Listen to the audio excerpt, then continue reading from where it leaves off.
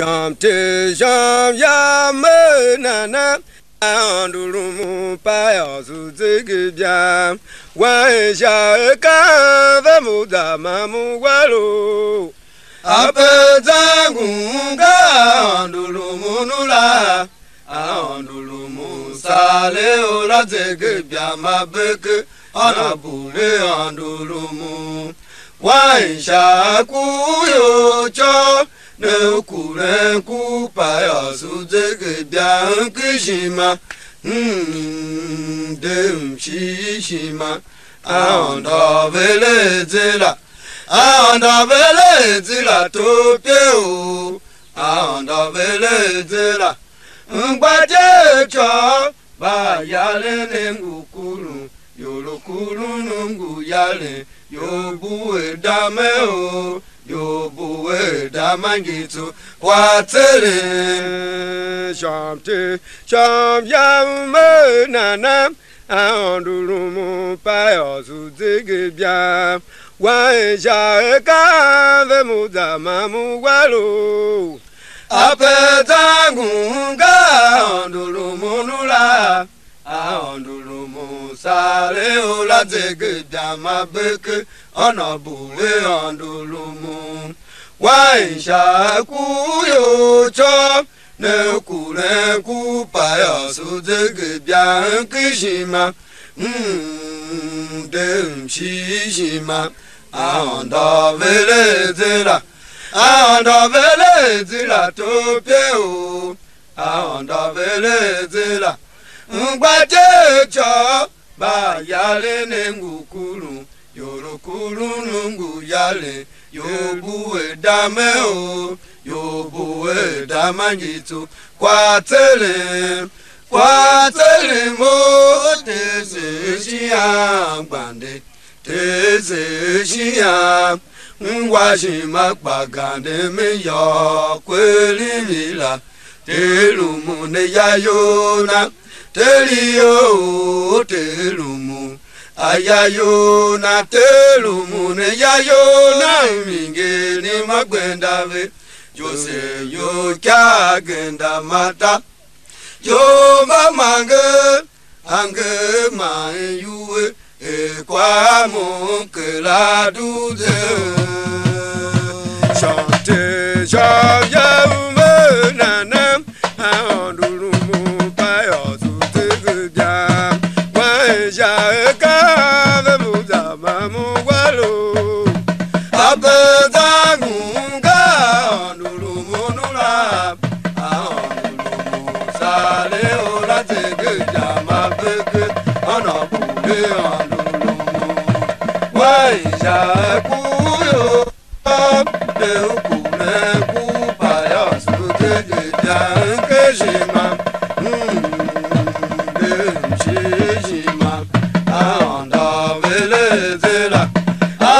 vele zela to peo anda vele zela ngbaje cho ba yale ne ngukulu yoro kulu nungu yale yobuwe dame o yobuwe damangitu kwatele mo teze shia gbande teze shia ngwashi makbagande me yo kwele la telumu ne yayona telio telumu ayayona telumu ne yayona ngeni magwendave jose yo kya genda mata yo mamange ange mai yuwe e kwa mu ke la Wanangiye deke waka na ugba yembe o yema o wanangiye deke ngong dako yawo mota shingma yema o wanangiye deke ngong dako mama wo kamu wa mbayiya wanangiye deke waka na ugba yembe o yema o wanangiye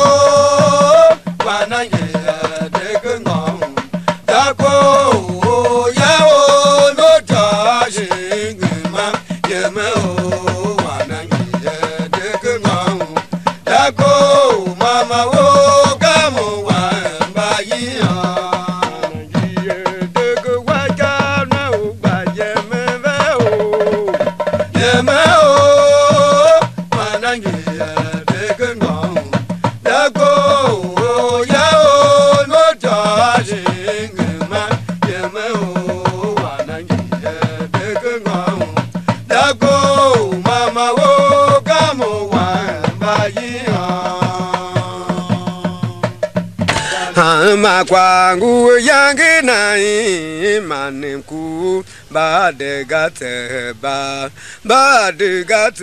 ba bo vele to me oro tele andu gbata batu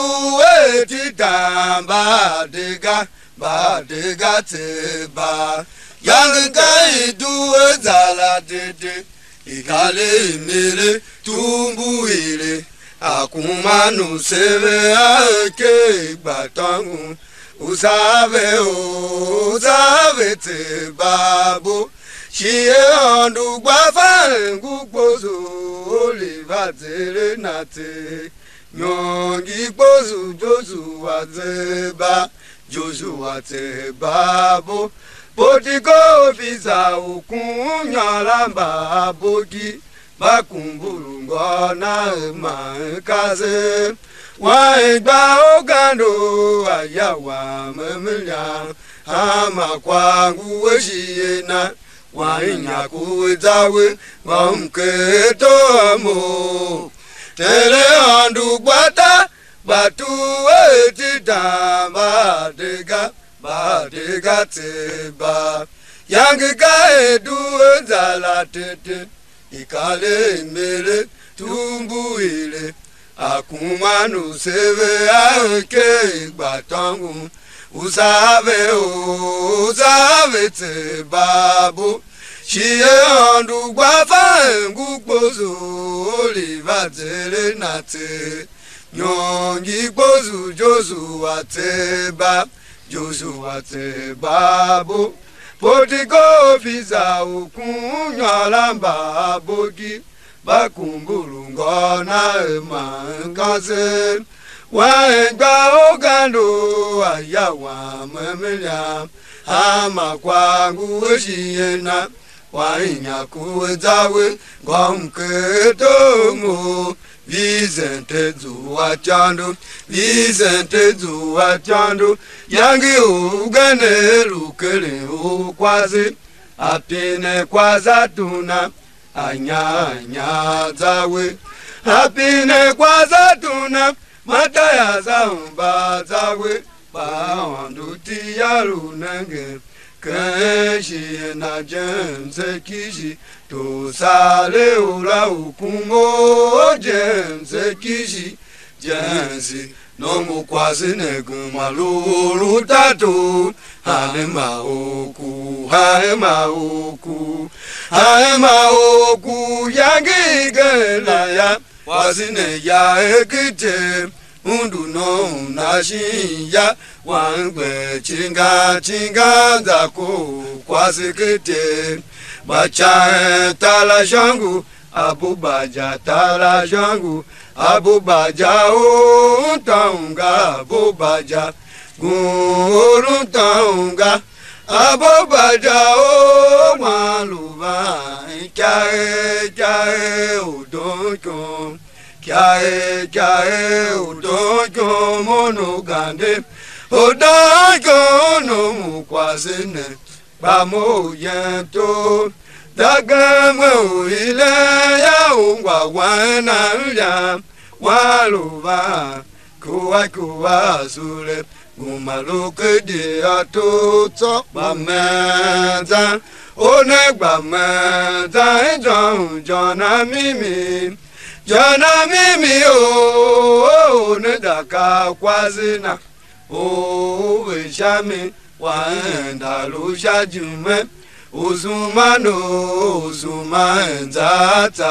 uzumanzata unenda kuka unekumbu bebina bayenche kekishima shachuwana alune kumbu yagboye kowa Daniel pa ogbakele gbenda une oromo netaya oka enezave omo sala yuwa manda ye baba pepe gbaye wezi yeme wala ojima ma o chire mi tagbayi Ilama wana o we dume o kande wa o kande ga adeyonga o tu kontava adeyongo koro gbantava ogun mabuka kande kiji meta gbatinda Louis Jean, oh, the back and the wine, yes, wallow, Ikagi, Tekula, Wua, Tekula, Awua, young naibe, young mato, Wanga, I am a undo, oh, do an a yama undo, by young nabega. Tere anu na unu menu etawaye shagba oluwe payo imbacha ayanga tere na babe ya amuto wanga ile dano tere na ba sikpa simbavano amakwa Makwango yangi na maneku badigate babo wele tomoro ele andu bata batu etita badigate ba yangi ka edu zala tete ikale mele tumo ile Manu teve ake batangu usabe te babu chie andu baba ngupozu oliva tere nate yongi pozu jozu ate babu kodigo visa okunya lamba bogi bakumbulu gona Waigba ogando ayawa mabela ama kwangu weshina wainya kuzawe bampeto tele andu gbata batu etita badega teba yanga edu ezala dede ikale mere tumbu ile akumanu seve ake batangu usabe te babu chie andu babangu pozu oliva tere nate nongi pozu jozu ate babu kodigo visa okunya lamba boki bakumbulu ngona kaze Waigba ogando ayawa mamela ama kwangu weshina wainya kuzawe kwampeto mo isente juwa chandu yangi ugane lukele ukwaze apine kwaza tuna anya zawe apine kwaza tuna Mataya zamba zawe baandu yalu nenge keshi na jense kishi to sale ula ukumo jense kishi jense no mukwase nengu malulu tatu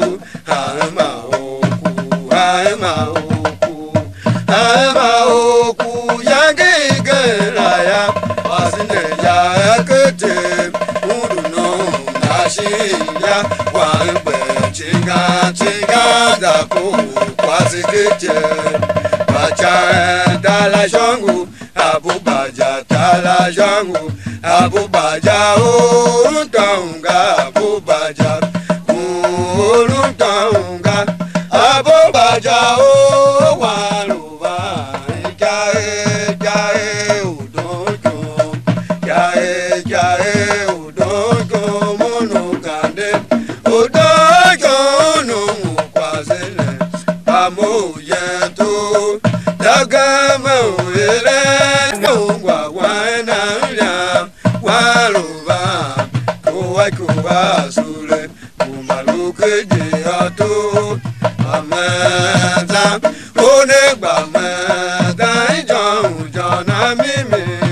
jona mimi o ne daka kwazena o we shame aluja jume uzemano uzumantata onenda buka unekombu bedena bayenje keke shimashachi uwana alune kombu yagboye ko uwan Daniel upa uba ele gbenda une olumo ne taya uka ele sabe o mo sara yuwa manda ye baba pepe gbaye lese yeme wala yoshima o chire mi tagbaye o ile ma wana o we dume o kende wa o kende ga adeyonga o tu kontava adeyongo kolo batava o ke mabuka kende keji meta bazenda lueji ejon o ne pa kende wa yele si walo e kanje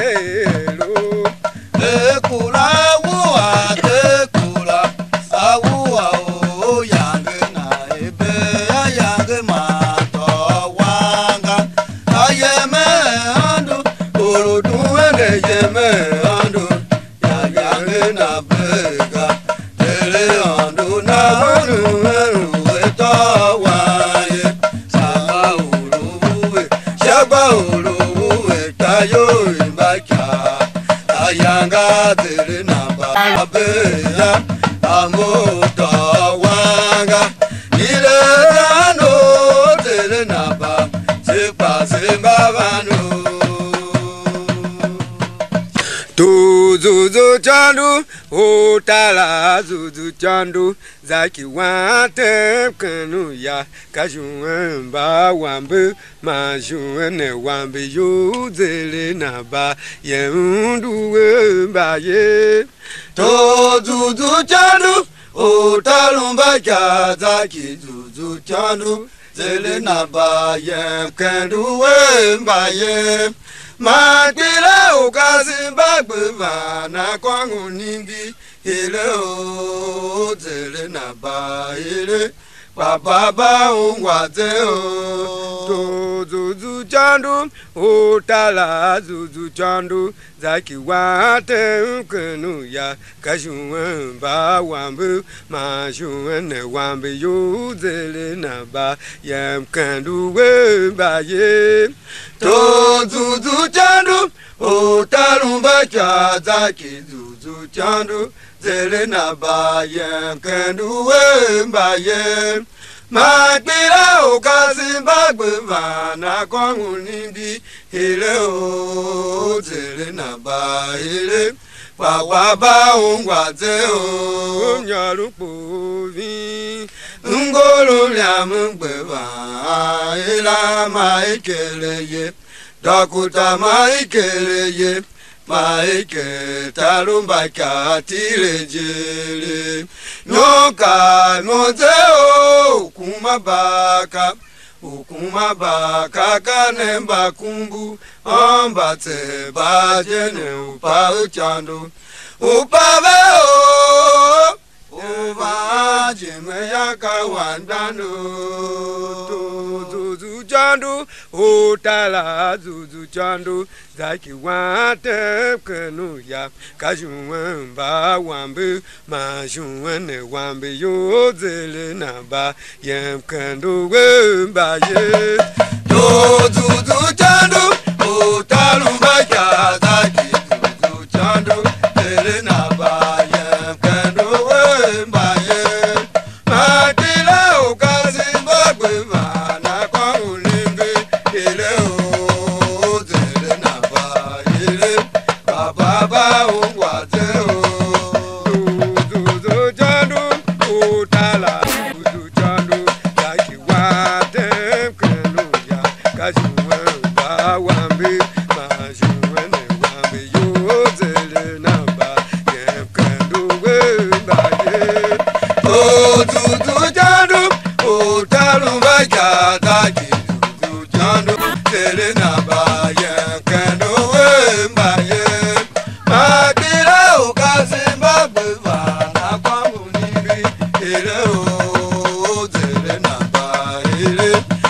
baba ungwate o nyaru kovi ngoro ya mbeba ila maekeleye nakuta maekeleye maeke talumba katirete yoka noteo kumabaka kane